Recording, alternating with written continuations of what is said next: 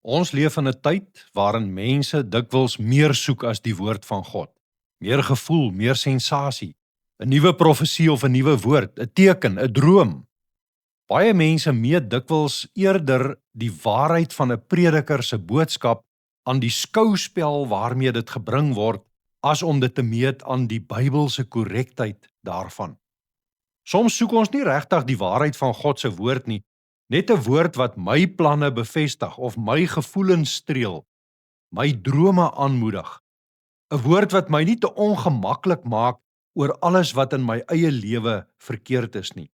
Kom ons luister vanaand na wat 2 Petrus 1 vers 16 tot 21 sê oor wanneer mense meen dat die woord van God nie genoeg is nie.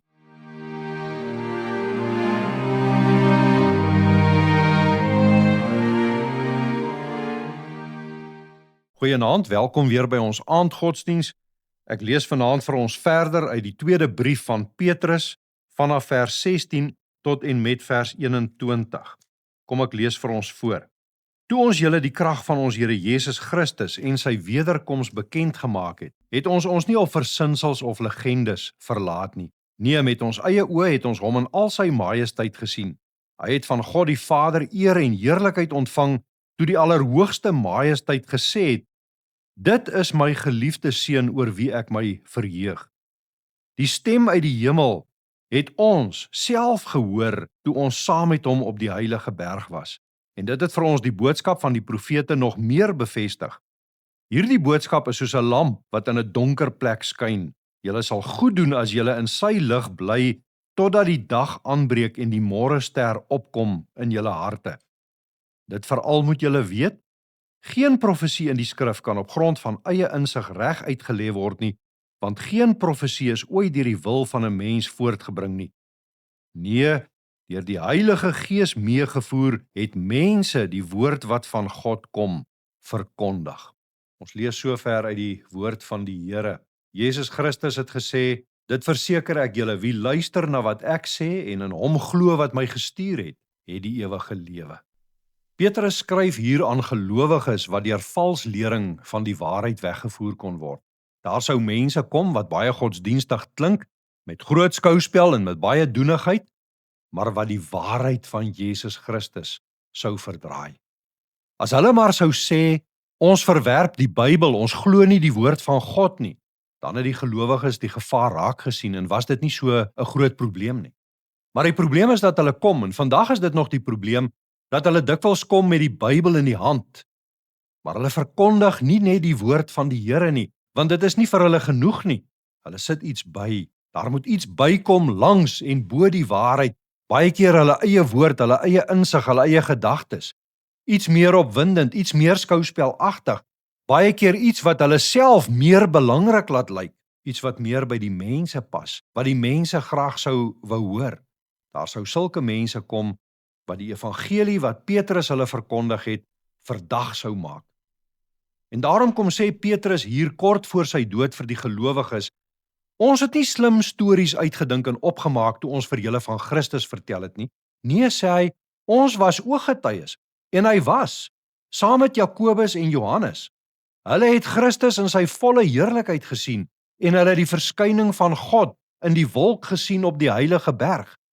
Hulle het die stem van die Vader uit die hemel gehoor wat sê: "Dit is my geliefde seun in wie ek welbehaag het." Nou sê Petrus nie vir hulle: "Kyk mense, as julle die waarheid wil leer ken, dan moet julle self so 'n bonatuurlike verskyning van God gaan soek nie."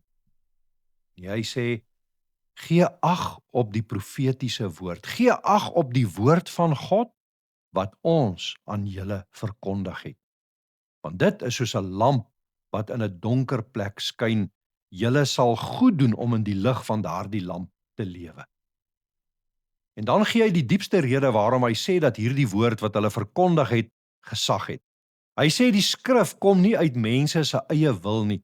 Mense het van God gespreek, gelei deur die Heilige Gees. En so het hulle ook, gelei deur die Heilige Gees, die woord van God aan die gelowiges verkondig. Dit beteken prakties, die Bybel is nie net ou godsdienstige taal of gedagtes nie.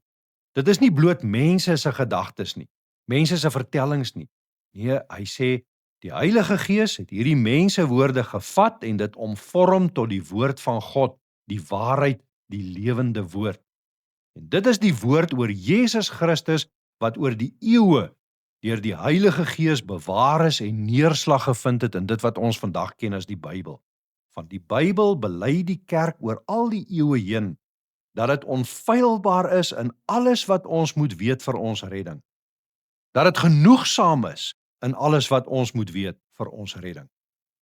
Niks meer is nodig as dit wat in die Bybel staan nie, en daar is geen hoër waarheid nodig nie, geen nuwe profete woord nie, geen nuwe openbaring nie, geen nuwe verskynings of drome nie. As ek dus iets meer as die woord soek, betwyfel ek prakties die waarde en die gesag van die woord van God. Dan sê ek eintlik, die Here het nie vir my genoeg gesê in sy woord nie. Daar is niks meer en niks beter om te weet vir jou redding as die woord van God nie.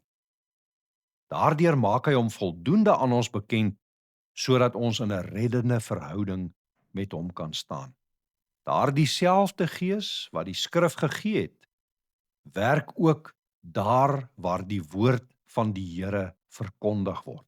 Hy gebruik daardie woord om ons wakker te maak, om ons sonde bloot te lê, om ons te troos, om ons lewe reg te stel en om ons na Jesus Christus te bring. En daarom is die oproep vanaand ook aan ons, in 'n tyd waarin die gesag van die woord baie in twyfel getrek word, slaan ag op die woord van God. Moenie 'n ander lig gaan soek as God reeds sy lamp vir jou gegee het nie. Maak die Bybel oop. Buig onder die woord. Julle sal goed doen, sê Petrus, as julle in sy lig bly totdat die dag aanbreek en die môrester kom. Kom ons bid dan nou saam. Here, ook ons soek baie keer meer as u woord. 'n Teken, 'n verskyning, 'n wonderbaarlike ingryping. Ons soek baie keer iets meer skouspelagtig as net u woord wat na ons toe kom. Werk tog deur u Heilige Gees ook die geloof en die vertroue in ons hart dat ons in u woord alles het wat ons nodig het vir ons redding.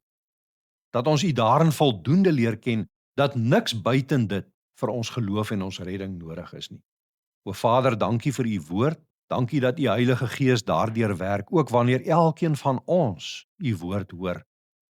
Laat u woord ook vir my 'n lamp wees, tot die laaste dag aanbreek en u môrester verskyn. Amen.